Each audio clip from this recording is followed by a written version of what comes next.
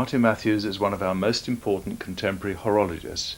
He is known internationally as one of the very few watch case makers still practicing, and is almost certainly unique in being the fourth generation of a Clerkenwell family of watch case makers.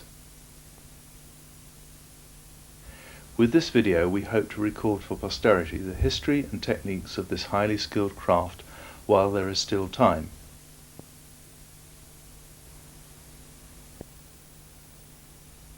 Back in the 18th century, the two main centres of English watchmaking were Clerkenwell and Prescot, where the production of watches was on the division of labour principle. That is, no one watch was made by any one man, but by a myriad of workers, all producing their own speciality parts to be finally assembled into a watch. The same can be said for watch case making, again using specialist trades. Between 1796 and 1816, nearly 3.5 million cases, both silver and gold, were assayed at the Goldsmiths' Hall, indicating a large number of highly skilled men, whose assay marks we now see in the back of watch cases. Philip Priestley in his book gives us an excellent account of the industry and its activities, and the tables of those all-important marks that enable us to date and make connections between watchmakers and the case makers who work for them. Priestley records entries for Frederick Samuel Matthews and Edward Matthews, and the Society's own journal, Winter 1980, gives more detailed information on the Matthews family. Unfortunately today, few craftsmen still exist that possess these traditional skills and knowledge, and those that do have to perform all the skills involved themselves. Division of labour is no longer viable. As watch collectors, we are all too aware of the vast number of watch movements devoid of cases that have long since been scrapped for their precious metal, and we are very fortunate that when a special movement deserving a case is required, we can turn to Martin Matthews. What follows is the crystallization of 4 generations of knowledge and experience, concentrated in the hands, the eyes and brain of one remarkable man. We hope that this will inspire and enable others to take on the challenge of making watch cases, so that the craft may carry on into the future.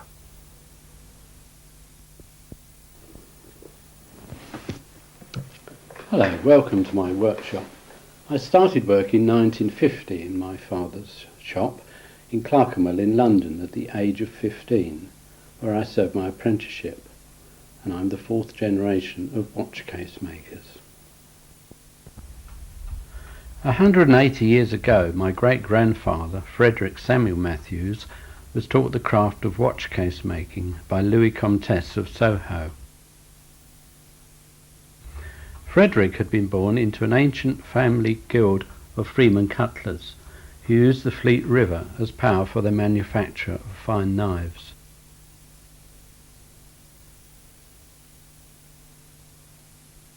My aged Aunt Alice, now long dead, said she'd heard it said that the children used to play with sovereigns. Anyway, Frederick is first recorded at his manufactory at 14 Rosamond Street, Clerkenwell, London. He was made a freeman of the Goldsmiths Company and of the City of London in 1851. This privilege has passed through each generation of my family to this day.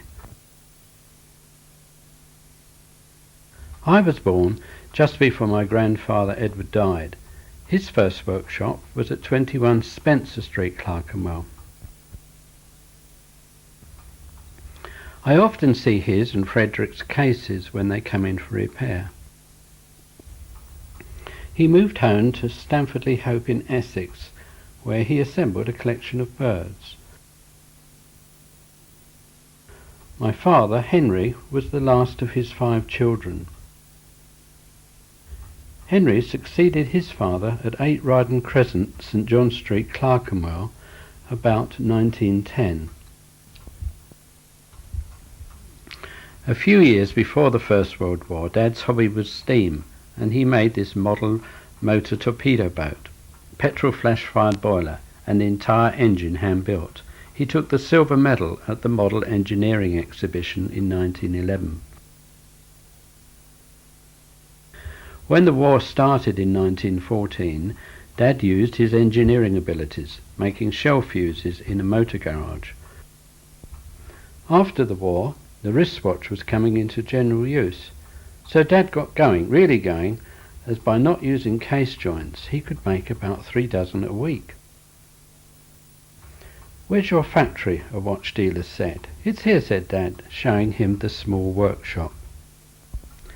The Second World War brought many difficulties. Mother was becoming paralysed, and he was constantly worried too that while at home the workshop would be blown up or vice versa. Yet despite these difficulties he was a loving, a good man. He was especially fond of gardening and kept an allotment too. He played first violin in the church orchestra and delighted in Shakespeare and Dickens, of which he often quoted large portions, yet he left school at only 12 years of age. He shortly joined his father in the family craft. Fortunately, we still have the account books during my father's trading years. I've just been looking at the year 1950 in the old books, and I see my first wages were I was going to say £50, but actually they were 10 shillings, which is 50 pence. This is the day book, as it was called, which we kept our accounts in, and we just went through job after job. We worked very cheaply. We were working frequently fourth or fifth hand removed from the customer, and we had to work cheaply because of that. Most of these people that we worked for were watch material shops, and they were very busy. They used to be stacked to the doors with people waiting for materials. They were watchmakers and men that were retired, that ran around for the big firms and would queue up all day getting their pieces for watches. And they would bring in their cases to be repaired. And so we've got Bernard Dorsey here, many, many repairs. There was Cooper's in Hatton Garden, another watch material shop, Davis and Dando.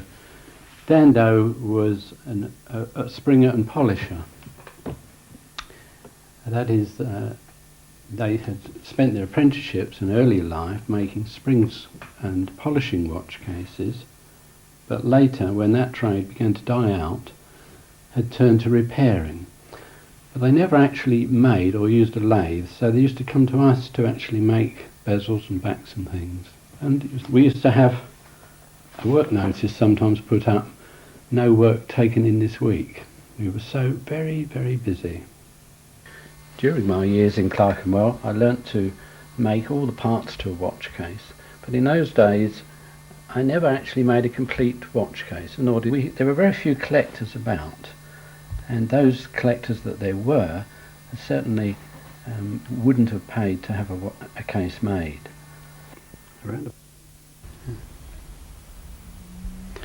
Hunters were really popular by 1880, and I think the idea of a hunter was that you could go hunting and you wouldn't break the glass, because many other watches had been open face, showing the whole of the dial. And so they made them with a cover right over. And then a little later they had the idea of piercing the cover and doing this lovely enamel zone.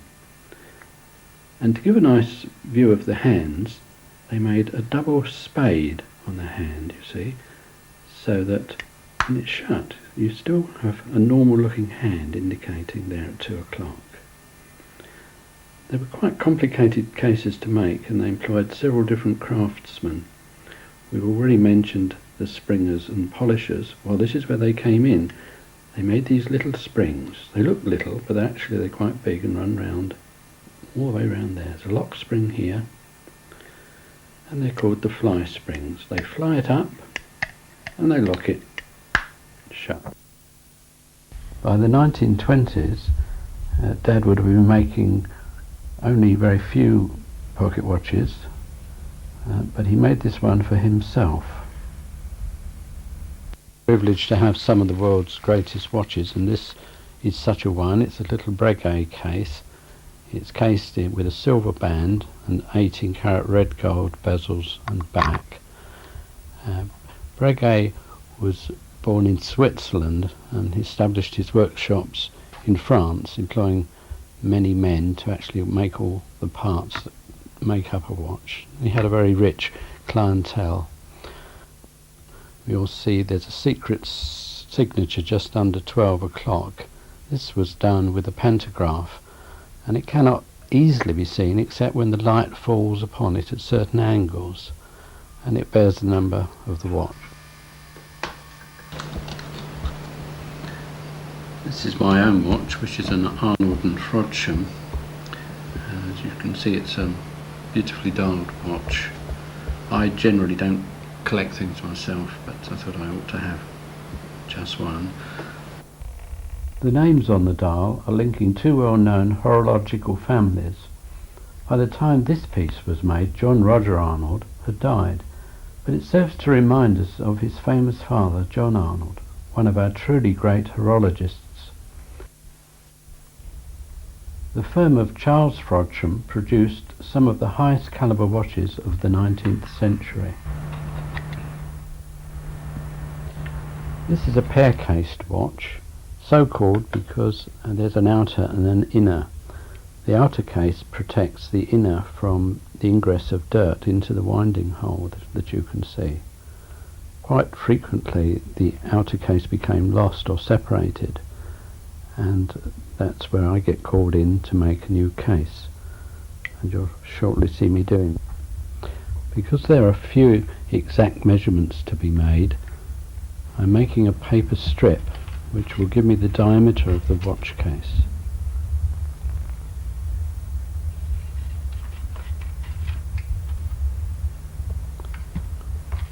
It's really a matter of the artistic impression.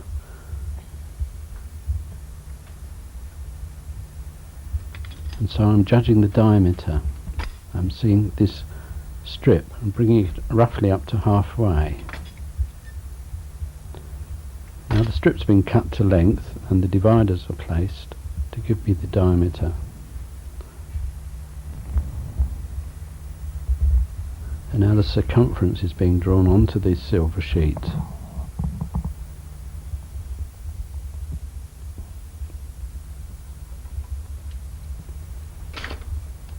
The green stuff is a protection.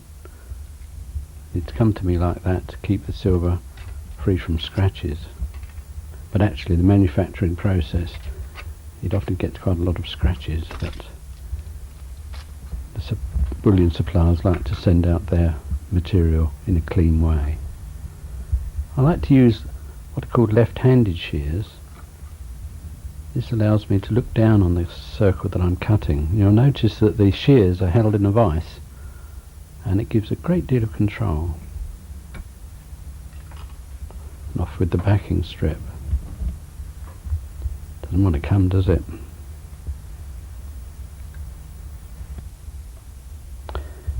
Well, he's lighting the torch to anneal the silver disc because it's semi-hard the way it comes from the bullion dealers. It's being quenched in a solution of acid and water and rinsed off in water.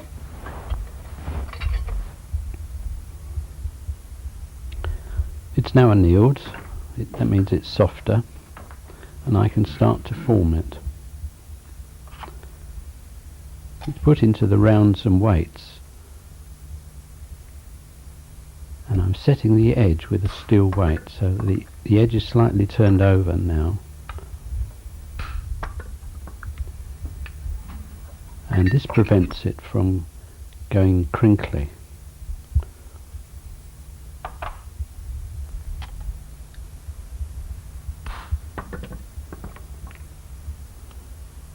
A succession of slightly smaller rounds are used, which are reducing in diameter, and now the edge is forming up, and I will shortly be going over onto wooden formers.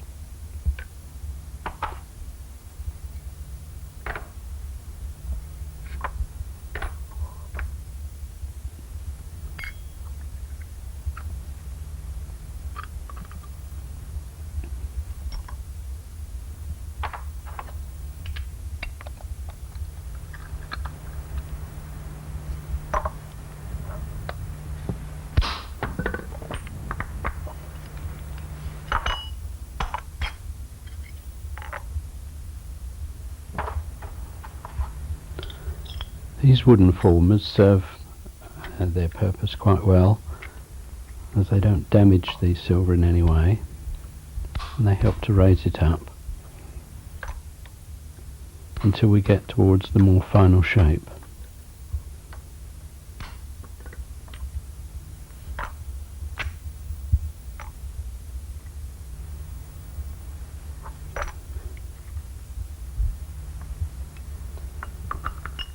This is the back I'm forming, but a similar disc is also being formed which will make the bezel too, because on pear cases the bezel is very deep and thick.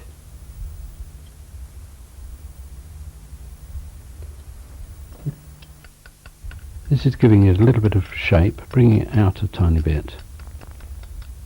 And here's the other one that I've been making also. Onto the bow lathe, and I've turned the wooden chuck to receive it.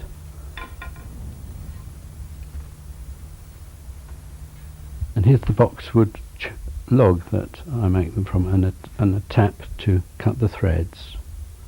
Everything has to be handmade. You can't go out and buy these things. A tray is used to catch either the boxwood dust or sometimes just to catch the silver.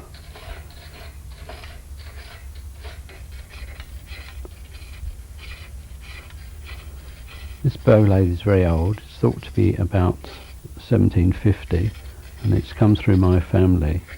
It once belonged to Louis Comtesse. Here it is chucked.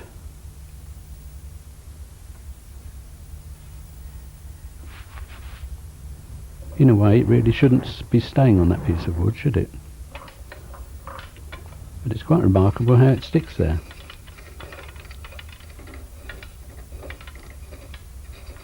Truing up the top edge.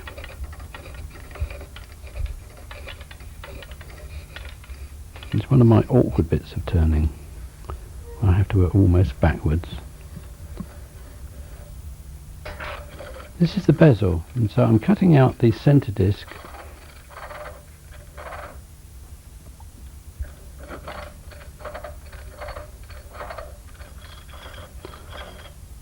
They can sometimes be a bit reluctant to come out.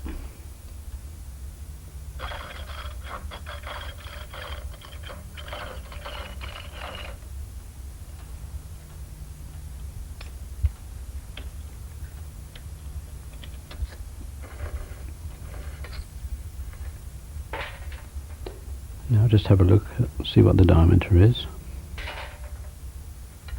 and a little bit more out.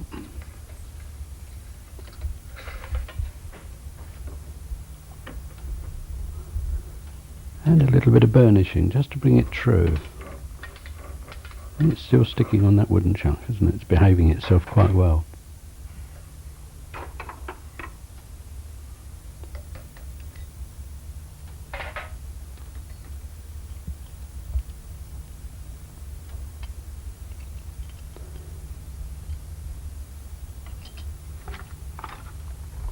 Case of Hunt the thimble.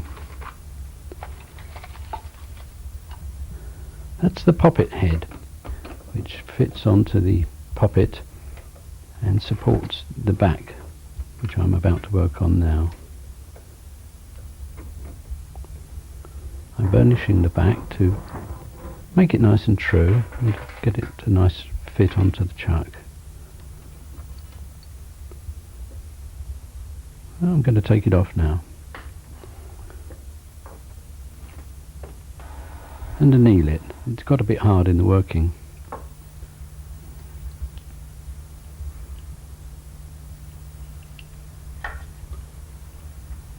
The back and the bezel are now together.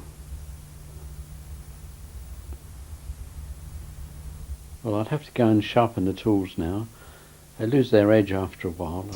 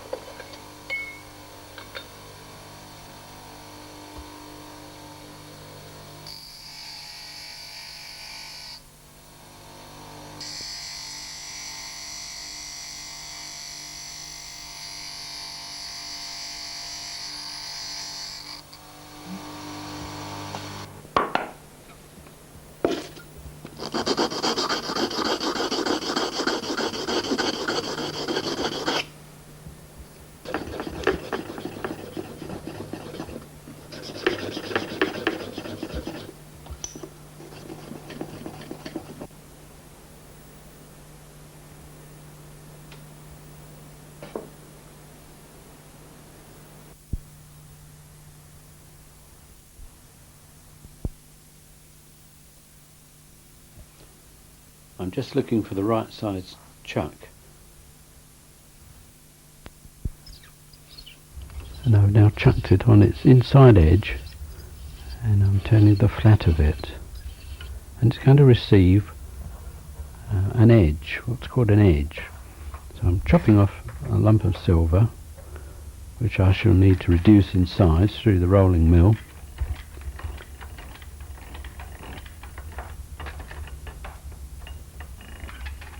As long as you've got both hands occupied, you can't get one into the gears. Although apprentices have been known to do this, but not twice. And through the flatting mill.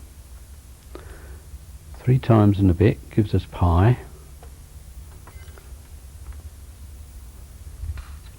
And chopping it off. Kneeling it because it's hardened in the working through the mills. And filing the ends.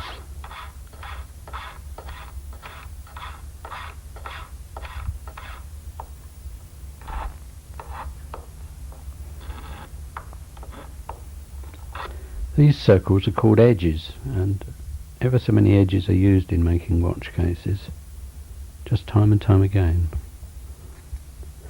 Brought round together, and then squeezed with the pliers in such a way as the joint is nice and close. Usually look at the light through it to see how we're doing. There we are. Oh, I think that's alright. Now some water and borax.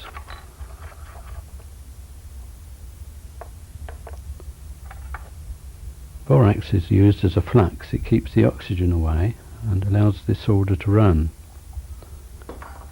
I once visited an area in America where there was large quantities of borax mined. Huge. They ran trains of it. But I use so little that a cone will last me perhaps 20 years. Here I've soldered it with a hard grade of silver solder, and it's quenched. I used 2 or 3 grades of solder, extra hard at the beginnings like this is, and then I will progressively lower it to a lower solder on the next part of the soldering operations.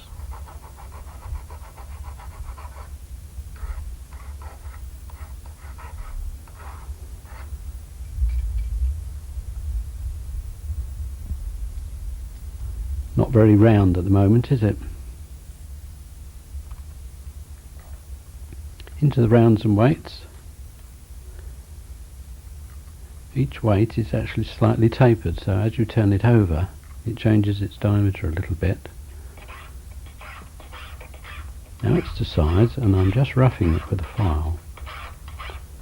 That'll help it stay in the wooden chuck.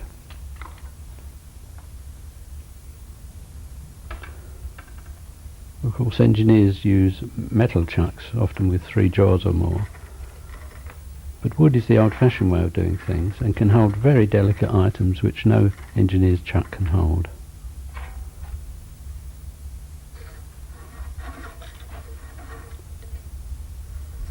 You'll notice all the bowing is done with the right hand, and the tool is held with the left. And I've cut a little rebate into the edge there, and I'm making the back to fit it.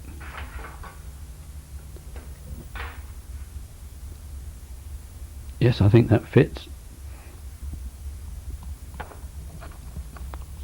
Some more borax, and we're going to solder the edge.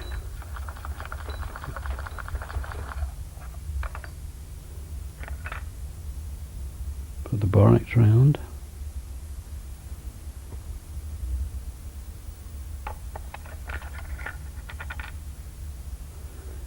And some borax onto the back.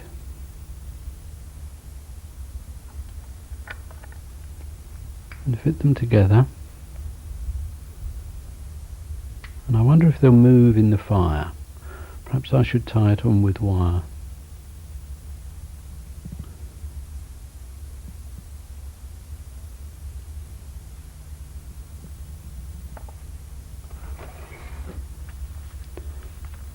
Now we're looking at the solder. I shall need a medium solder for this. It looks like it.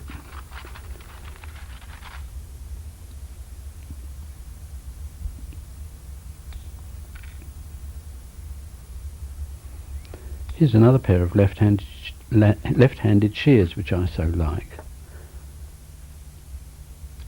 They're used with the right hand, but they present the work in a way that I can actually see better than the right-handed shear, which is so common in England.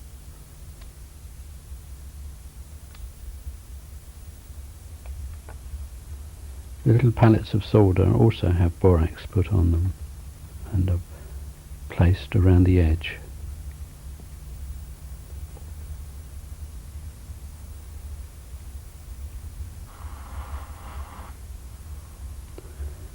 I'm using a blowtorch, a mouth torch, just to warm it up, and that's to be done fairly slowly, otherwise the little pallets just jump off. But it uses a lot of breath, so I've gone over to the blowtorch on this big job, and there you see it run, and it's set, and the wire comes off.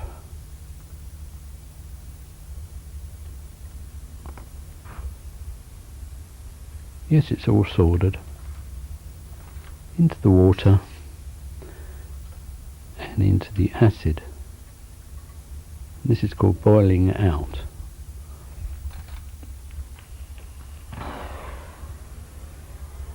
It gives off some fumes, so we send them up the chimney if possible.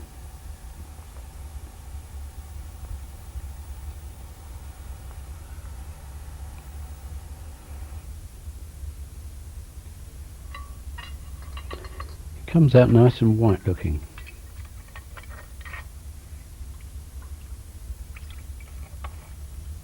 Yeah, it's a lovely craft, isn't it? But it's so primitive. We haven't actually taken any measurements yet, have we? There aren't really any measurements when you come to measuring curvatures. You are allowed to talk to yourself on this job. Being a solitary worker, it does help.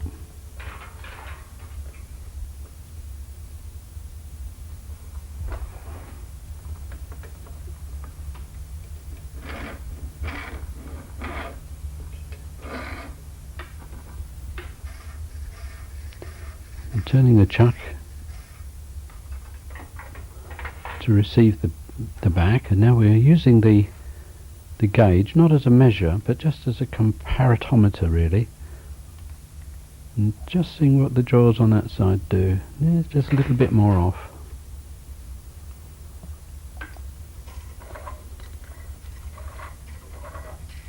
So unlike engineering, when you're actually reading measurements from drawings. But this thing's got to look right.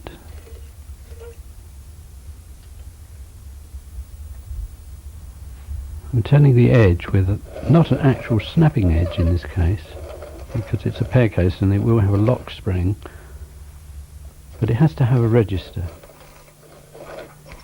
This is water of air stone, it's a sort of slate, and I'm told that the mines have shut, and it's a mild abrasive used in this grade. Applied with water, it gives a good smooth and flat finish, and it will mould itself to little rebates and things.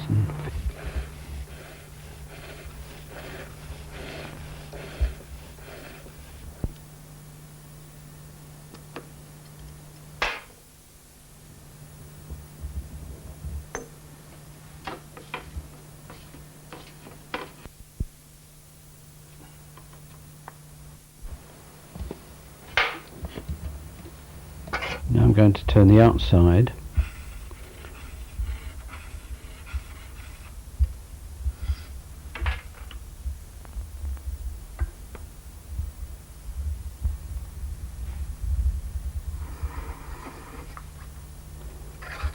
Yes, here we go. Now I'm going to be turning the bead, or the moulding, on this half of the watch case. So it's half a moulding really, and it's going to match up with another moulding which will be on the bezel. I'm using the Scorper now.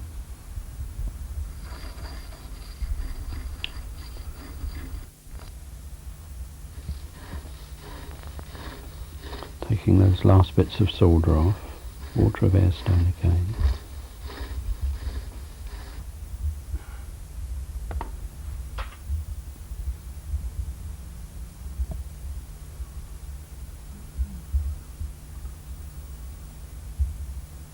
Now we're looking at the moulding shape.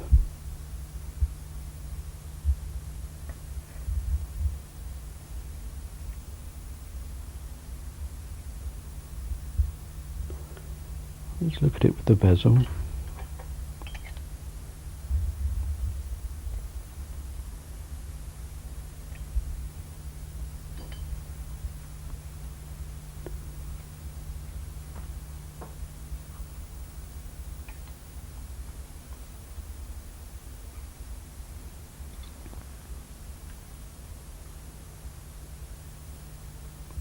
It looks a little high. I think I'll planish it down a bit.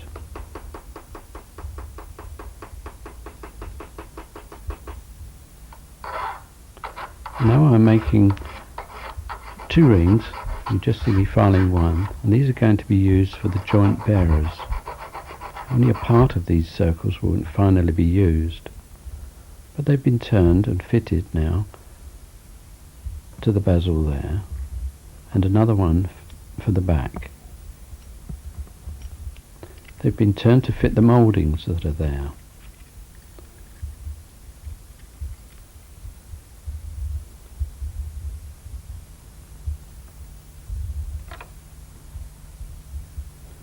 And now I'm sewing out a section from both of them. They're together there.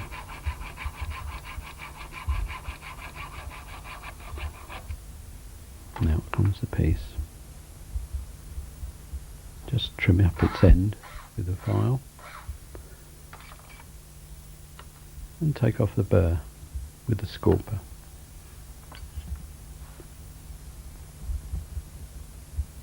There they are, they're nicely mating up.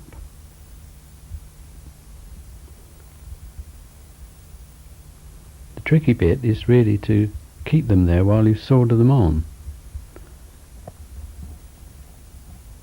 Although the binding wire is the first thing one thinks of, on a back like this, the binding wire will pull the bearer to one side. So I'm propping it up with little iron wedges to support it. On with the borax.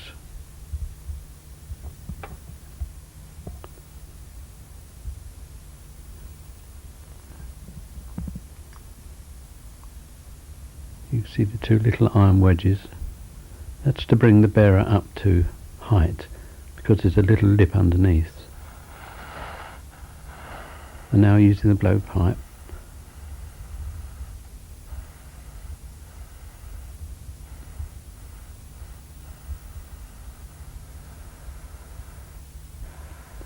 it takes a fair bit of a puff on a big case.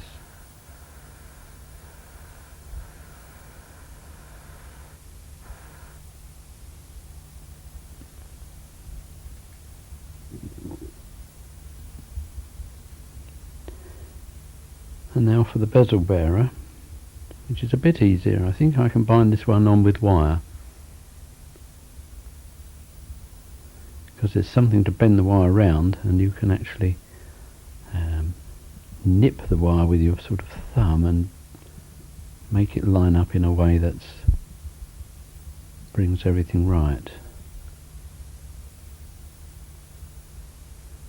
On with the pallets of solder. And it's been soldered. That was quick. I've got some wax here. This is a mixture of beeswax and sealing wax, and sort of an alloy I've made up. And I'm going to chuck it using wax. It's warmed up. It's still warm, and I'm seeing if it's true, looking at it by eye. Because it's an awkward shape to hold now, with that bit on the side of it. But I need to work, and this is working the lathe by hand, just through a sector like that, using the graver, and that brings the bearer nice and flush And one bang of the hammer and it's come off. On the bezel I don't need to resort to that, and I can file straight across because there's nothing obstructing the passage of the file. And now we're using a different sort of file, one that's pretty difficult to get. I don't know that you can buy them at all. It has the teeth on the edge, and it's a sturdily made file.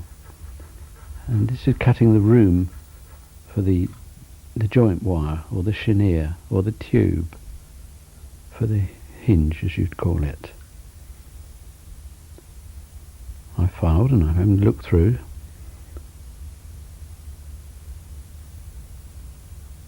And a closer look.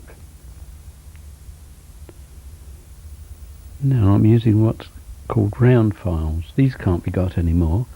Of course you can buy ordinary round files, but the original files that we used in case making had very coarse teeth on them, and they didn't spiral like modern files in quite the same way. They were more free cutting. They were handmade.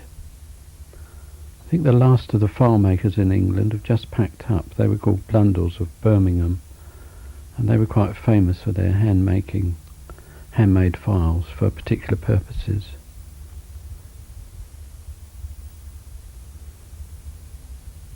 But sometimes I make a file myself.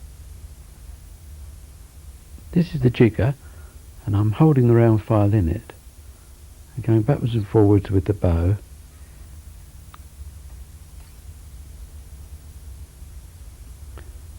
It's a similar thing to what reamering would be in engineering, but a reamer doesn't like being used in this way. But a round file is a rather more gentle approach. With the scorper I take off the burr, put them together again. Oh, and a bit of spit does a world of good. And just doing it again because since the burr's gone, it wants reducing yet again.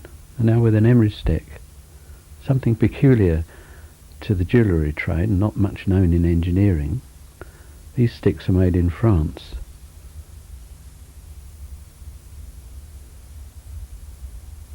And now I'm measuring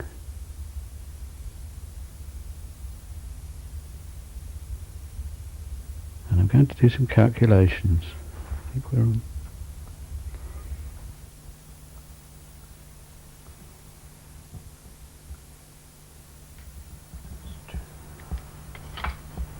That's 2.5. I've got to do it 3 times. 2.5 is 5. 2.5, about 9.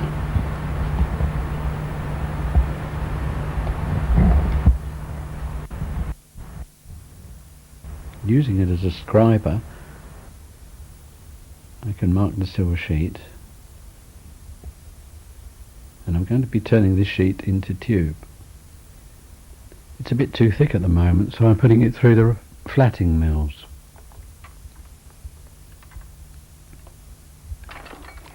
It's hardened up, so I shall anneal it.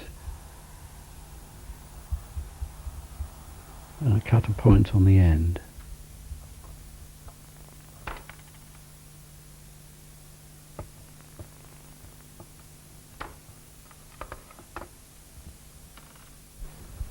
This ancient hammer has been used by my family for generations, and you can see it's been very well used.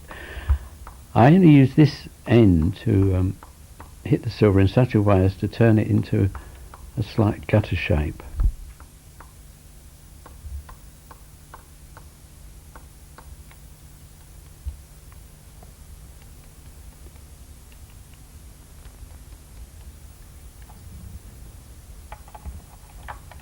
And I'll wax it a bit with candle here, although beeswax is more usual. And into the draw plate. The draw plate has a number of tapered holes in it of different sizes.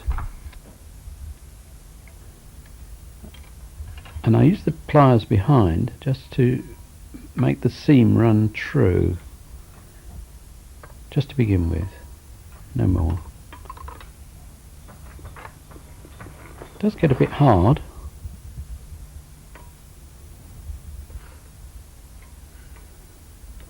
And even harder than hard.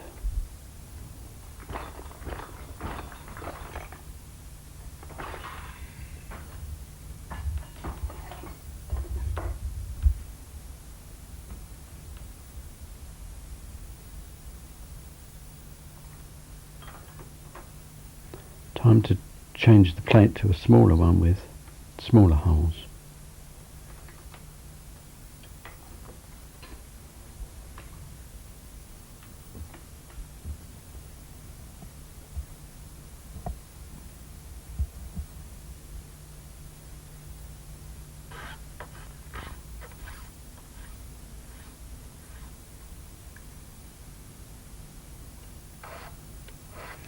Putting some nicks in, that will show where the seam is. And I shall have to be careful that when I solder these knuckles on, as they're called, I put the seam downwards so that the solder, when it's soldered on, will also fill the seam and close the tube. This little jig, I don't think it has any particular name, is used for sewing things of equal length.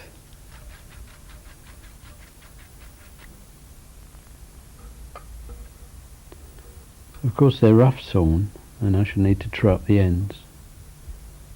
For this I sometimes go over to the watchmaking lathe. This is an 8mm one.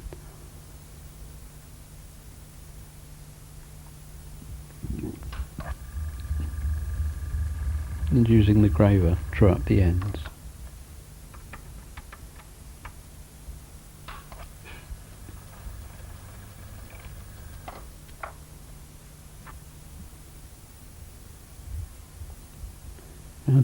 Mounting it on a spike, I can just put a little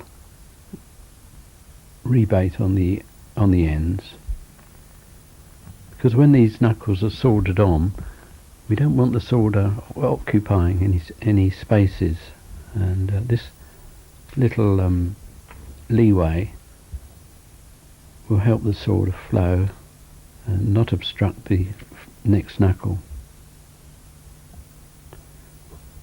I'm assembling the knuckles on a little piece of steel.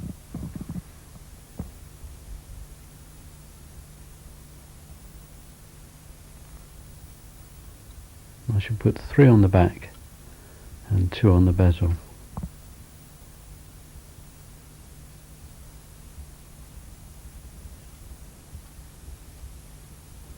Little pallets of solder are placed there and the borax.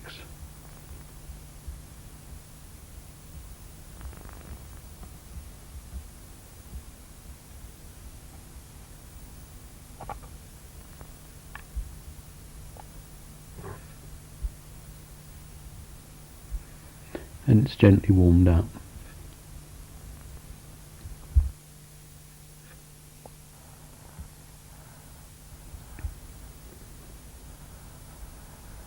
Well, it's soldered now.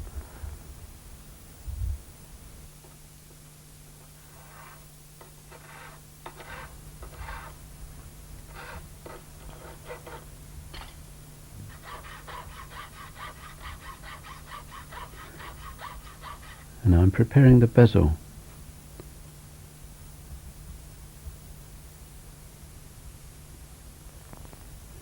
Here in the knuckles, might be made a nice fit, and now they're going to be soldered to the bezel. Using the scorper, I shall mark the bezel where they're to go, and they've been soldered. And if it's good, they'll hang together like that.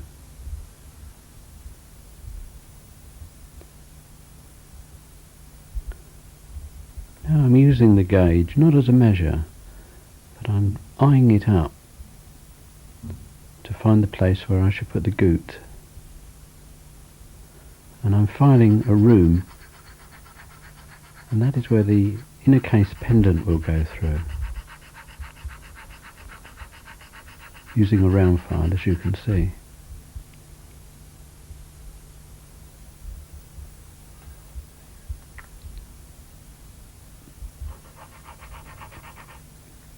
Now the inner is placed inside. We'll see how we're getting on.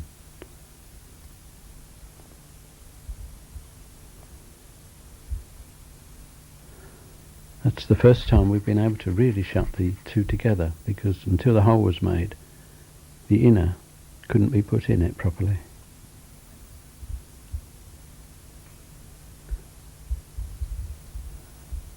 Now I'm measuring up a piece of silver to make the goot. Goot was an old word that's been preserved in my family for this part of the watch case, and I never really knew its meaning until I was told that in France the word like goot is used for gutter. I don't know if the pronunciation's quite the same, but that's exactly what it is, a gutter-shaped piece of silver. The two halves mating round the pendant. And here I'm turning the goot rod on the Holzapfel lathe. This Holzapfel lathe was made in about 1815 in London by the famous firm of Holzapfel. This was a family that came to England in about 1780 or so.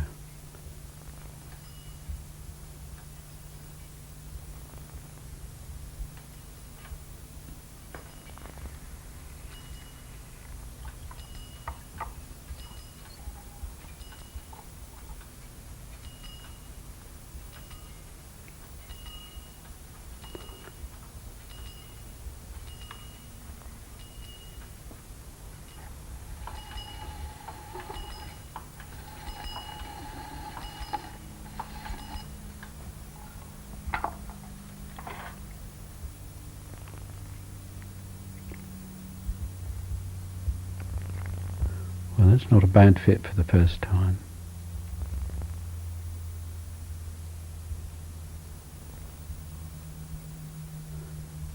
Then it's sawn in half, and one half is going to be soldered to the back.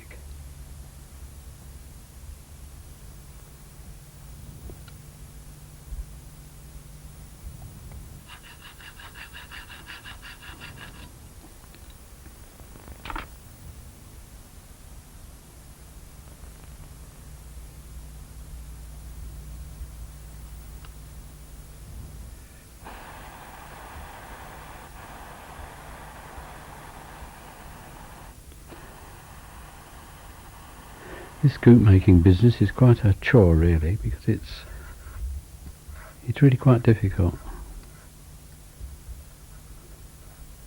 You have to file round it, but there's nowhere much to file. There's nowhere to put the file really.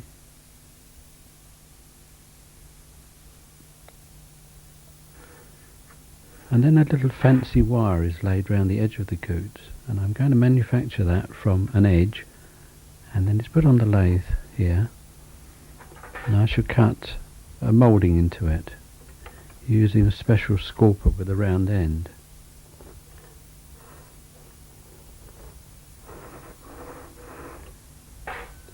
Of course I'm making enough goot wire here to do several cases, so it'll be useful next time as well.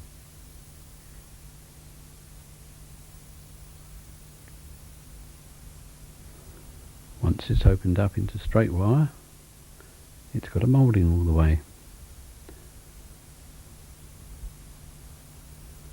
And that will sit round at the root of the goot.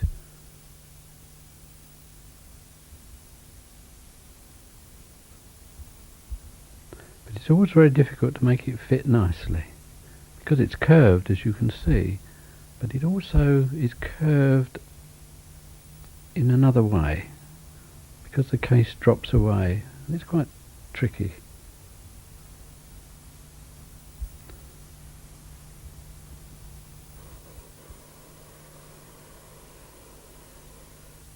Before the piece is finally finished, it is stamped with my punch mark, called the sponsor's mark, and sent to the London Assay at the Goldsmiths' Hall for hallmarking. The maker's punch was introduced by statute in 1363, so you can see I'm following in some tradition.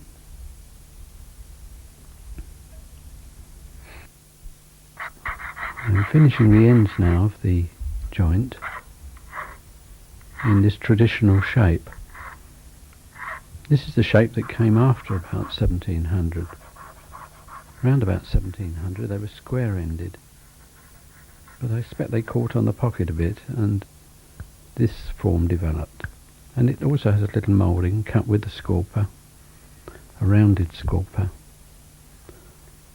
And this is about the closest I get to engraving.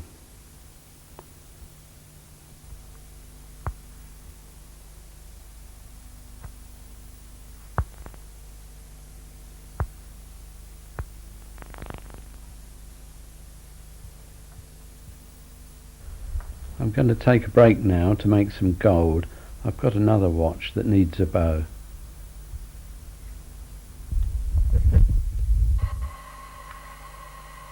I made that furnace out of a watering can.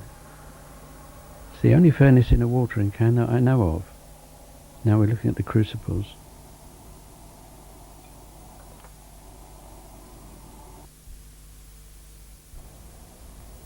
Put some gold turnings I've got of the right colour.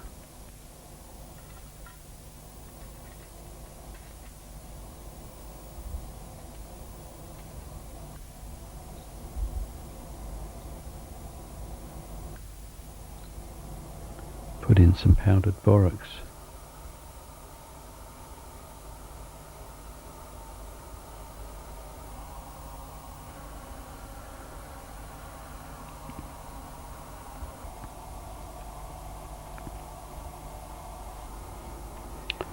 While all that's getting hot, I'll do something else.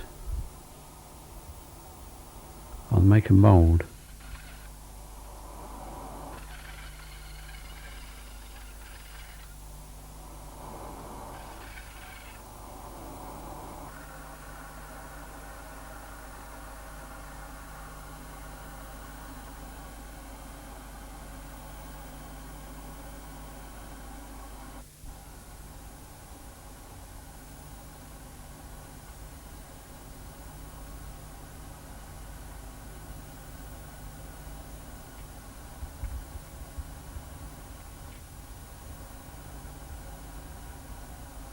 Now I've made two. And now I'm looking at it to make the joint, the lock piece. And I'm finding out a freedom.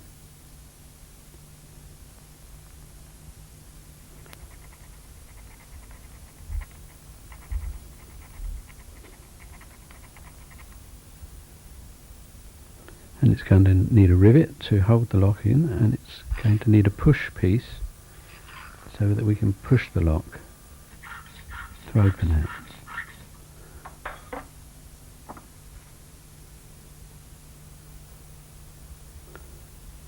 Taking a piece of silver, I'm going to turn a little button for the push piece.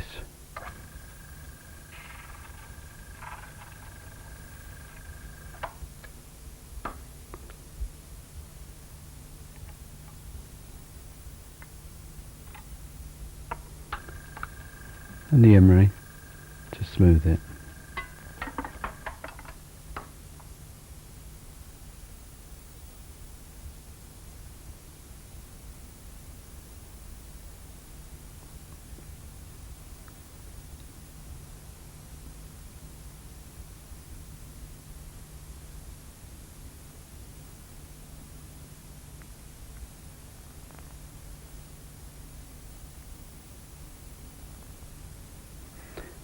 This is a collection of springs that I've got, special springs for watch cases.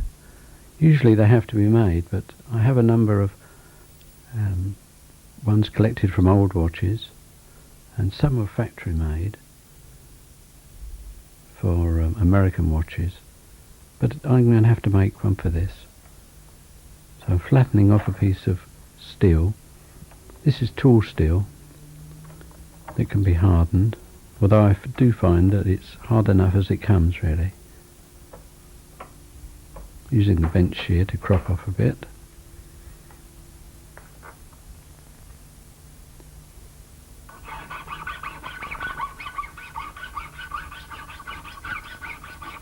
This was the work that the springers used to do. And of course in the case of hunter cases, the spring making was very complicated. and exceedingly complicated when it came to what they call bridge lock springs. But these are quite simple on pair cases, and I get them made quite quickly.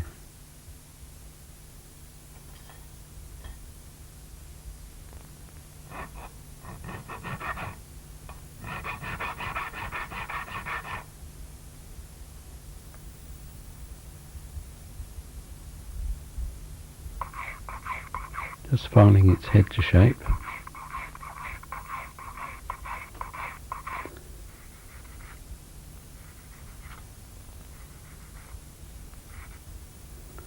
Now we spend it to fit the case quite nicely.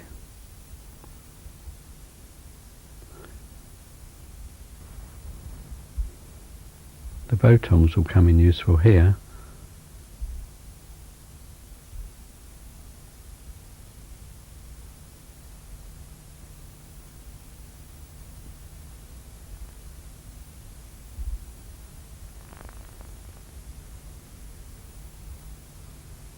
Now here's a tricky bit.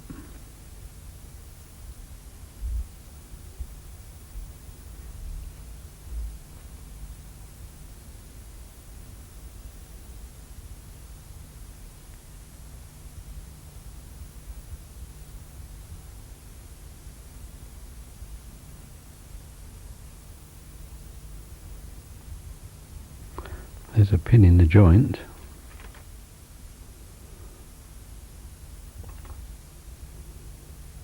Now we've got to hold everything together with a thumb. Does it work? Yeah, sort of. Now we've got to sight the rivet.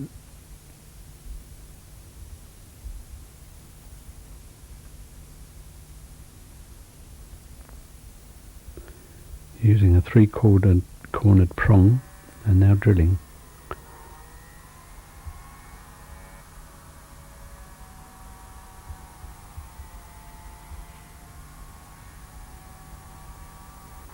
Now making the little rivet.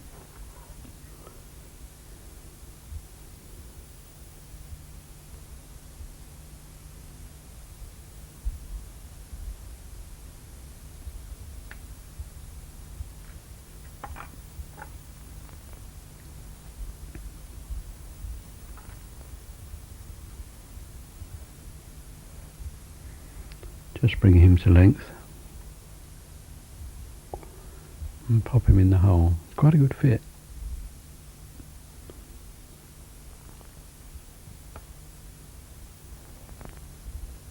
It's staying there, not wobbling about. Now into the case with the rivet, and we must rivet it. Put in a stake, put it in the vise, file it to length and tap it. I think men on boats spent all their days hammering rivets.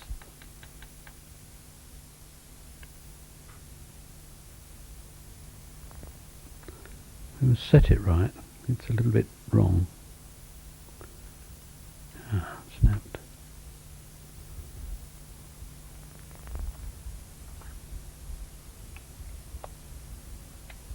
Will it shut? Yes. Now it's been polished, and I'm going to cut the final beads on the bezel. I've left this to last so that they can be nice and crisp and not polished away in any way. It's a bit hairy because one mistake and you've ruined it. And a final polish.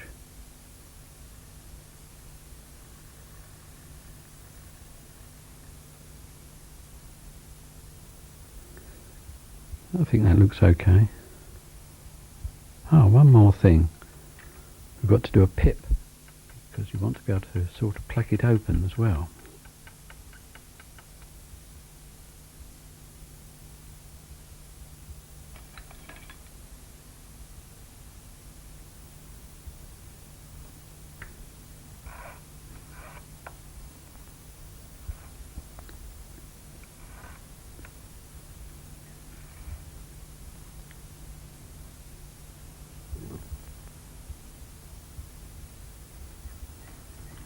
Now we're going to look at the bow box, because the watch is missing its bow.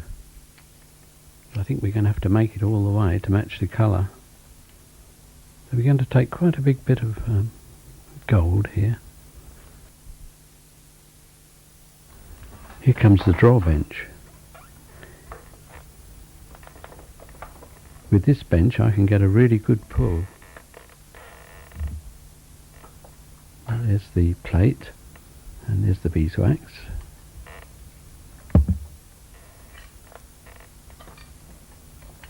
Put the pliers on the end.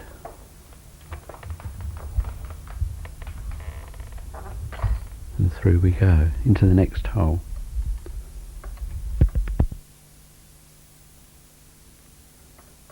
Put on the beeswax. This you couldn't pull by hand.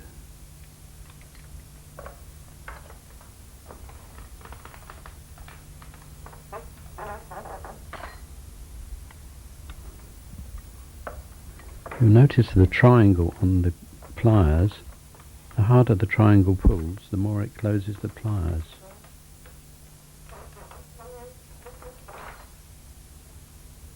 I've rebuilt this bench, it must be very old. I kitted it up with another leather belt and I made a boxwood spindle. When I was a boy I used to eat my dinner off it.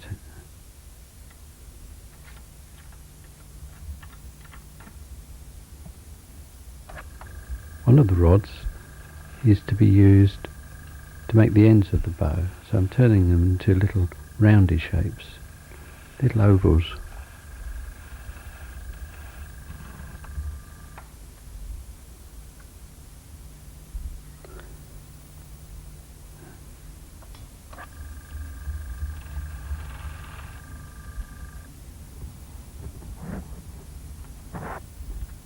And I'm going to drill up.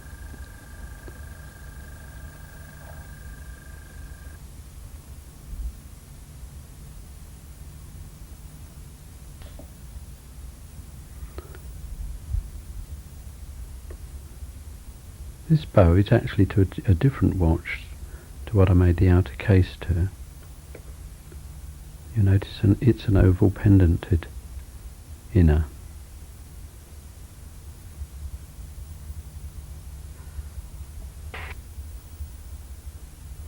Bringing it to an oval shape.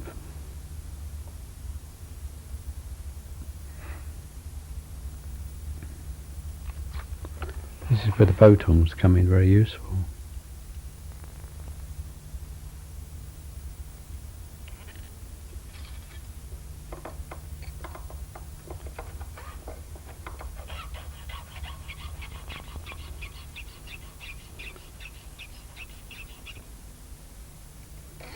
This wooden tool is very useful. It's a sort of vice made of boxwood. It just screws up with a bow screw. It holds things without damaging them. And now rounding out to receive the little barleycorn ends that I've turned.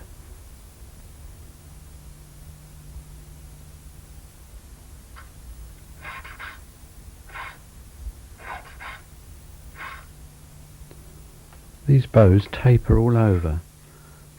They're not just ovals, they actually taper in towards the ends, and they're slightly flattened on the inside as well. I'm using a little scraper here. I'm going to flatten off the inside. It's not actually flat, it's still rounded. But this little scraper works really well.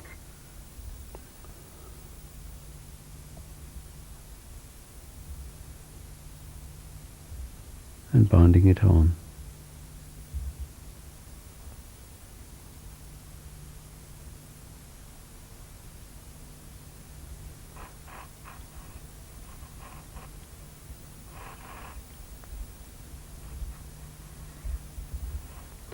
And with high grade 18 karat solders, it's being soldered. Cut out the middle.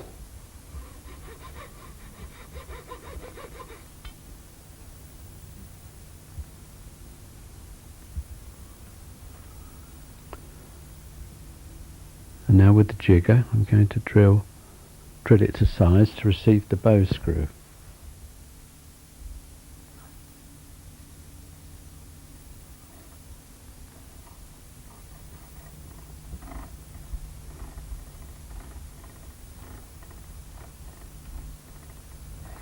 Here is a collection of bow screws, and I turn them into taps.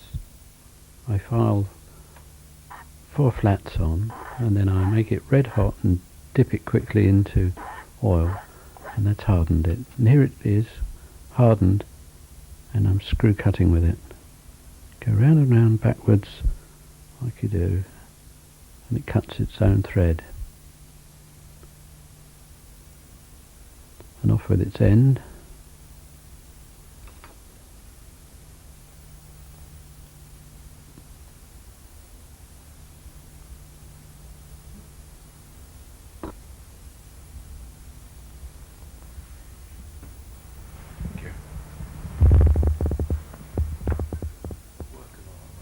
Thank you.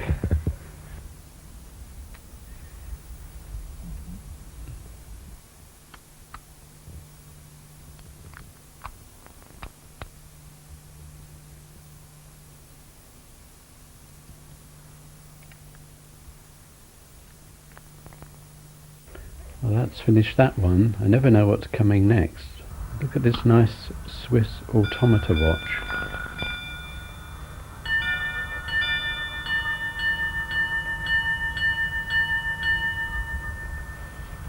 And this really early, about 1720. Look at the beautiful pillars here, pierced and engraved in silver.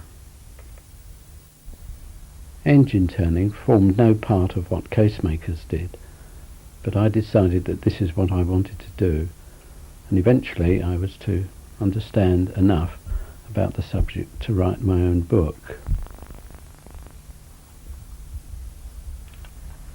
You can't just go and buy these machines. They don't come on the market very much, and if they do, they usually come on at Christie's, or you sort of hear through the grapevine. I've only ever had 2 in my lifetime, since I started anyway, collecting them.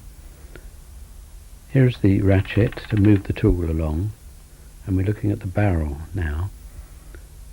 These are the rosettes which give the pattern.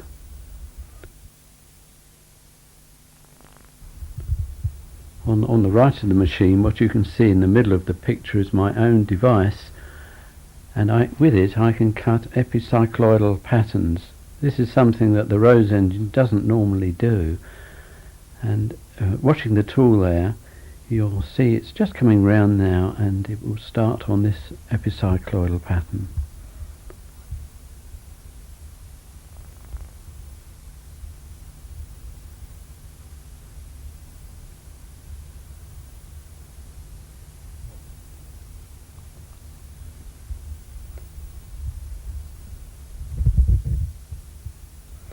We're now seeing the Rose engine being used in what's called its traversing manner, whereby it moves left and right, and by using a gouge-shaped tool I'm able to cut little half circles, as you can see there. These are used round the winding holes in watches. Here's the book I wrote, and we're looking at straight line patterns there.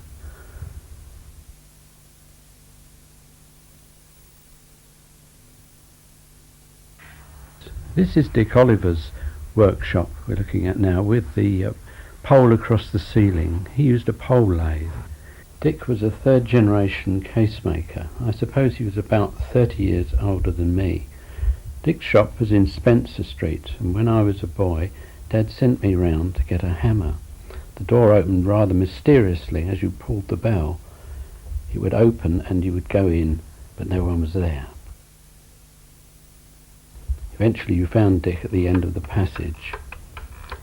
Here I also met Mr. Woods, his elderly employee. He was rather deaf, and so we used to grin at each other, and usually he carried on working. I think Dick had a better class of work than I did, much of it coming from the West End. Fortunately, a film was made about Dick and the workshop, because he had many memories dating back over these earlier years. Anyway, I like to think that this story of mine, that of keeping an old craft going, and I hope giving pleasure to all my friends and old customers, and seeing us into the third millennium.